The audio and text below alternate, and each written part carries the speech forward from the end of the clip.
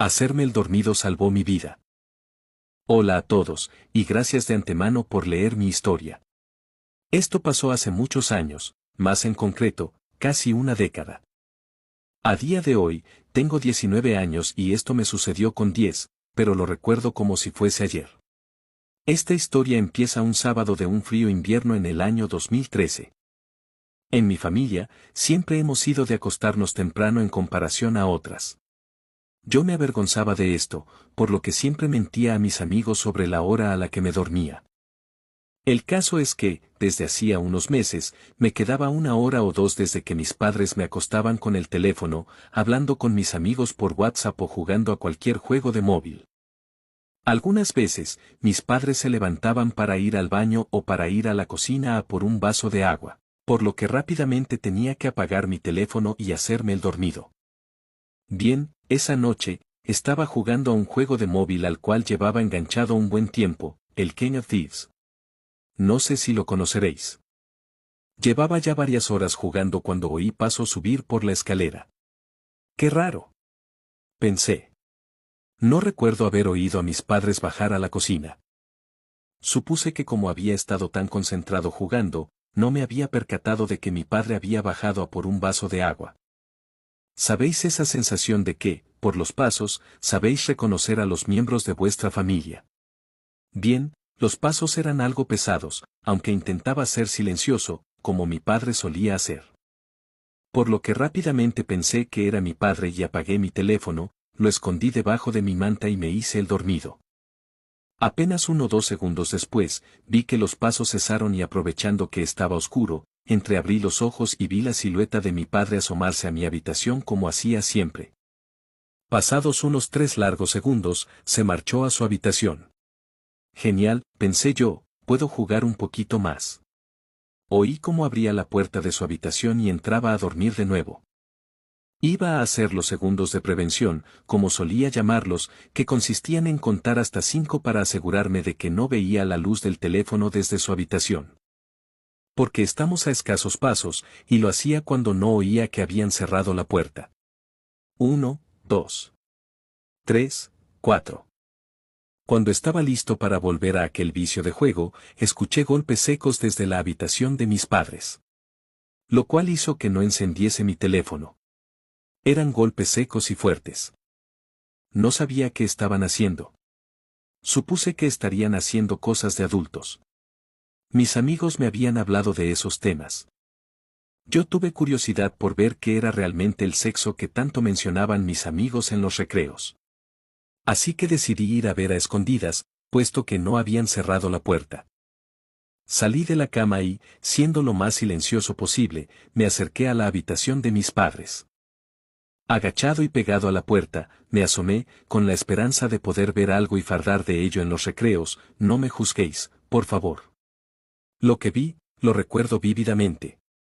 Una sombra de un hombre grande, y con lo que parecía ser un machete, golpeando lo que parecían 2 almohadas, algo duras. Me quedé paralizado viendo y oyendo esos golpes secos. Al instante supe que no eran almohadas, eran mis padres. No lloré, ni esbocé un solo suspiro. Nada. No tuve valor ni a soltar el aire que tenía en mis pulmones. Estaba completamente congelado. Mi cerebro me pegó una descarga eléctrica o algo así y volví en mí. Oía mi corazón latir a una velocidad que no sentía ni en las clases de educación física.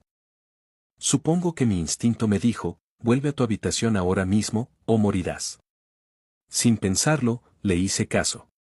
Volví a mi habitación con mayor cautela de la que salí. Me costaba respirar y el corazón me iba a 1000. Me quedé de pie mirando a un punto fijo, sin pensar en nada. De nuevo, congelado. Mi cerebro de nuevo me soltó otra de esas descargas cuando oí que los golpes cesaron. Sentí un escalofrío. En ese momento, sentí que la mejor opción era hacerme el dormido. Así que me metí en la cama sin hacer apenas ruido y cerré los ojos. Notaba mi corazón latir a una velocidad, repito, que nunca he vuelto a sentir. Los latidos retumbaban en mi cabeza hasta que oí los pasos de nuevo. En ese momento, sentí que mis oídos se agudizaron para intentar saber la posición exacta del extraño. noté que venía hacia mi habitación. No abrí los ojos, aún estando de espaldas con la puerta, pero notaba que estaba ahí, mirándome, de pie en la puerta. Quería llorar y gritar, pero no podía. Mis instintos más primarios mandaban sobre mi cuerpo en ese momento.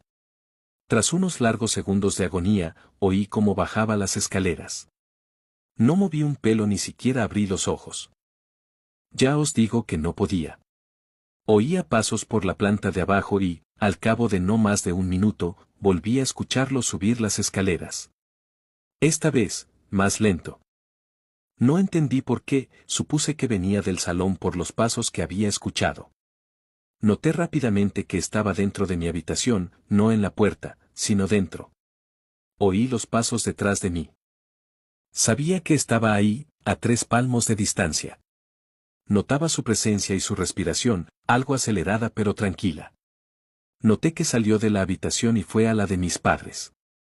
Luego volvió, y esta vez notaba su respiración más fuerte, como si estuviese haciendo un esfuerzo. Esto se repitió 2 veces. Yo seguía completamente inmóvil, no había movido un pelo, y mi cerebro me estaba mostrando un mapa de la casa. Por los pasos, podía saber dónde estaba el extraño en todo momento. Desarrollé poderes, obviamente causados por la adrenalina. Es verdad lo que dicen, en momentos así es donde realmente se ve al humano en su estado más puro. Un silencio denso invadió la habitación. Aún notaba su presencia, sabía que estaba mirándome, lo notaba. Noté que se acercó a mí, y de nuevo, oí su respiración justo detrás mía. De repente, oí cómo tocaba o acariciaba la pared de mi habitación, era de gotelé, que en mi país, España, fue bastante popular años atrás. Después de un rato oyendo ese sonido áspero, oí que salió de la habitación y bajó las escaleras. Oí que se metió en el salón, y no volví a oír nada más. Permanecí inmóvil, sin abrir los ojos, y sin dormir, no sé cuánto tiempo. Perdí la noción del tiempo. Llevaba muchísimo sin oír ni un solo paso, ni rastro de que hubiese alguien más en casa. Me armé de valor con el corazón a 1000, abrí muy poco a poco los ojos. Vi claramente la pared azul claro de mi habitación. Era de día, pero aún no brillaba el sol. Supuse que serían las 7 u 8 de la mañana. Me quedé mirando a la pared un buen rato con los ojos abiertos. No quería salir de la cama, no quería comprobar si todo había sido un sueño o si había sido real. Todo era raro, a esa hora mis padres ya estaban hablando mientras desayunaban. Me armé una vez más de valor y decidí darme la vuelta, para ver los cuerpos de mis padres completamente mutilados, llenos de brechas y de sangre. Sus caras eran irreconocibles, y sus extremidades colgaban por unos finos hilos rojos. Esa imagen me persigue hasta el día de hoy. Solté un grito que llevaba guardando desde que empezó todo esto. Comencé a llorar, estaba asustado, no podía dejar de llorar, me ahogaba en mis propios mocos y lágrimas. El suelo de la habitación estaba lleno de sangre. Me fijé en eso al limpiar mis lágrimas, inútilmente, pues volvían a salir.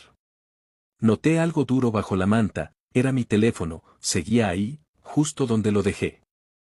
Lo cogí y al intentar salir de la cama, vi lo que a día de hoy aún me traumatiza y me persigue, un mensaje escrito con la sangre de mis padres en esa pared azul de gotelé. Sé que estabas despierto. Anécdotas raras o perturbadoras. Un día estaba en la finca de mis abuelos, era de mañana y ellos salieron donde mis tíos. Me dijeron que regresarían en la noche. Yo hice el trabajo por ellos, todo el día. Y cuando cayó la noche, aún no llegaban, así que los llamé. Me dijeron que no podrán venir por problemas con el auto, lo tomé normal y me fui a dormir. Me levanté a la 1 de la mañana, ya que escuchaba gritos de horror y pidiendo ayuda. Corrí con el revólver de mi abuelo hacia el lugar, pero cada vez me sentía más raro. Y vi que había un camino de sangre, saliendo de nuestra propiedad. Decidí ir a ver. Ya que pensaba que uno de los lobos o alguna serpiente pudo haberlo mordido. Hasta que comienza a haber luz, extremadamente roja y vi como a 3 personas se las llevaban, pero algo que tenía en común, era que todas tenían 6 apuñaladas al ver eso. Pensé, esto debe de ser un ritual o algo, será mejor irme, no quiero entrometerme en estas cosas. Al regresar a mi casa, vi cómo faltaba el ganado y las puertas estaban abiertas. Comenzaron a gritar que no había nadie en mi casa. Y muchas personas con linternas iban a mi dirección, así que comencé a correr.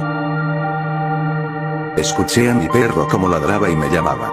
Pero enfrente mío le dispararon, estaba demasiado asustado, no sabía qué hacer, pero decidí irme lo más lejos posible. Corrí lo más rápido que pude y encontré una cabaña, así que decidí quedarme ahí. Hasta que alguien me agarró del cuello y puso un cuchillo en mi garganta, diciendo, ¿quiénes son? ¿A dónde llevan a mi hermano? Intentaba hablar, pero solo gritaba, hasta que se comenzó a tranquilizar y le expliqué lo que pasó, pero apenas terminé de decirle. Abrieron la puerta. Cuando abrieron la puerta, vimos a una persona llena de sangre y al parecer, era el hermano.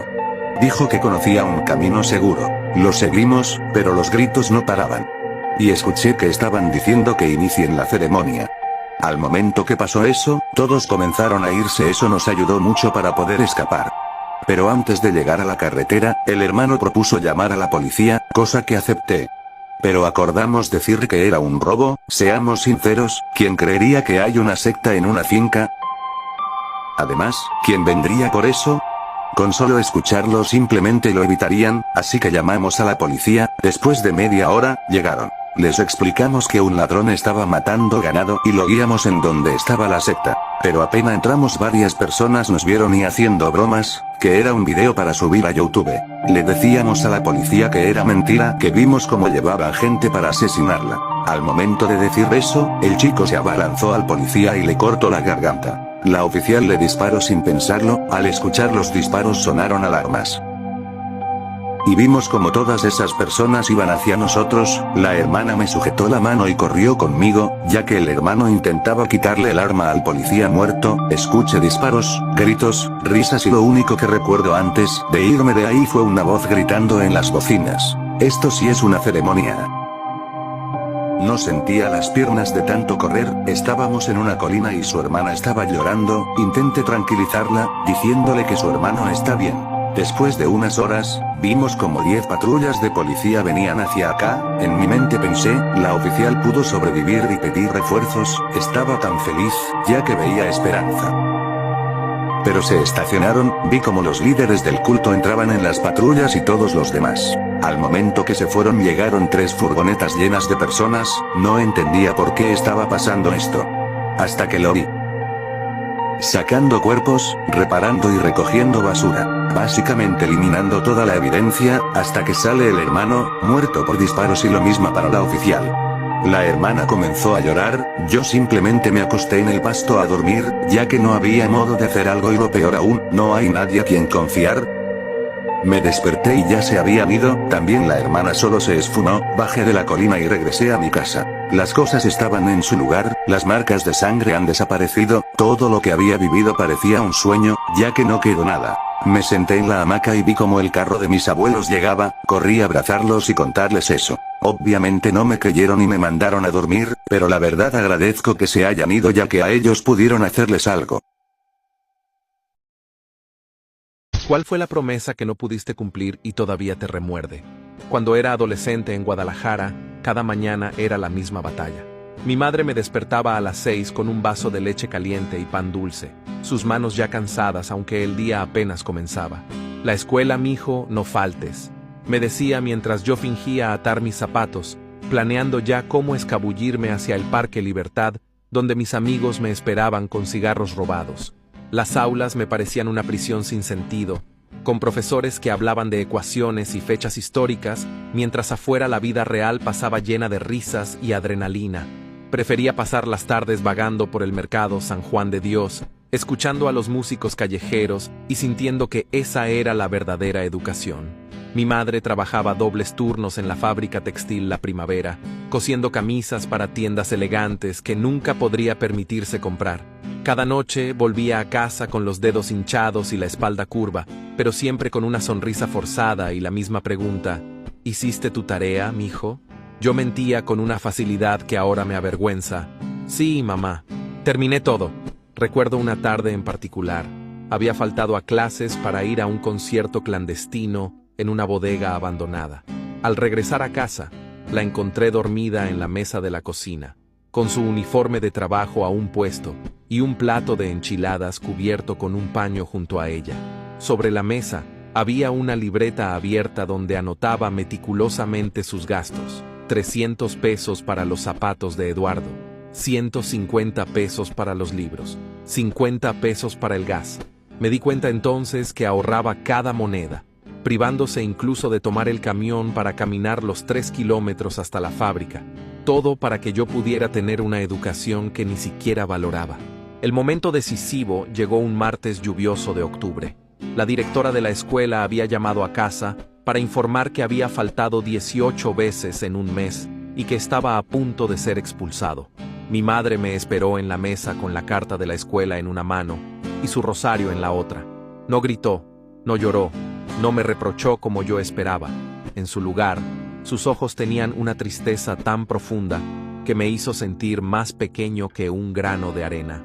Sé que no te gusta estudiar, corazón, dijo con voz queda, y sé que sueñas con otra vida, pero te pido solo una cosa, prométeme que terminarás la preparatoria. Quiero verte en esa ceremonia de graduación, con tu toga y tu birrete, aunque sea solo una vez en mi vida.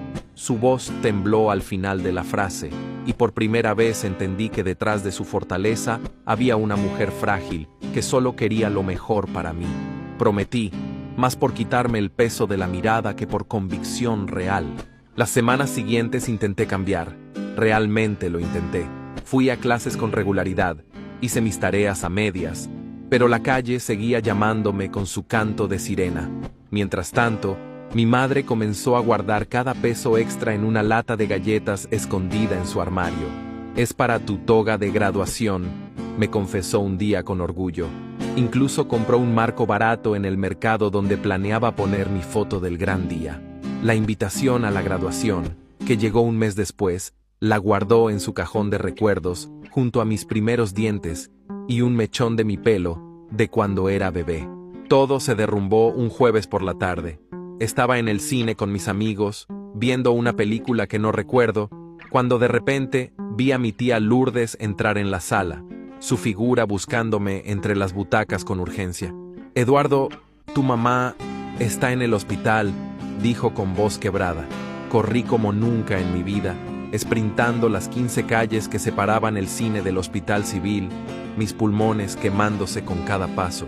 En el camino solo podía pensar en todas las veces que la había decepcionado, en todas las promesas rotas, en todas las noches que llegué tarde a casa, encontrándola dormida en la mesa esperándome. Esta vez será diferente, juraba entre jadeos. Me graduaré, seré alguien, te daré el orgullo que mereces. Llegué al hospital con el corazón latiendo como tambor de guerra. Las luces fluorescentes parpadeaban sobre pisos de linóleo desgastado. El olor a desinfectante me hacía náuseas. En la recepción, una enfermera con ojos cansados me dirigió a la sala de emergencias. Pero cuando llegué, solo vi a mi tía Lourdes abrazando el bolso de mi madre, sus hombros sacudiéndose con sollozos silenciosos. Se fue, Edu, murmuró. Un infarto masivo. No sufrió. El mundo se detuvo. Mis piernas cedieron, y caí de rodillas frente a la puerta de la sala donde yacía su cuerpo, todavía caliente cuando tomé su mano.